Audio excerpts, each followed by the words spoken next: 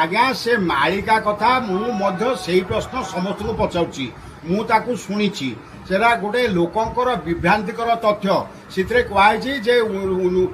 2026 मसीहा चैत्र मास मे मास आज्ञा मे मास केवल चैत्र मासे पड़ोनी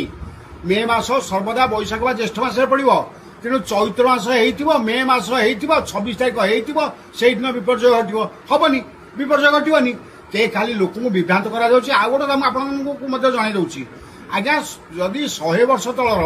आमर ये सब रजिस्टर ऑफिस जो दलिल लिखाई आम देखा आम से भाषा पढ़ी पार ना कारण से करणीय अक्षर से लेखक अलग से पाठक अलग से भाषा अलग आम 100 वर्ष तलर करणीय अक्षर लेखा दलिल पढ़ी पार ना बेले ये 300-400 वर्ष तलर अच्युतानंद हाथ लेखा ये सब मालिका व्याख्याकार पढ़ी दौरान गोटे एड़े जानी कहीं लोक विभ्रांत करके लोक हैरान कर लोक गोटे अलग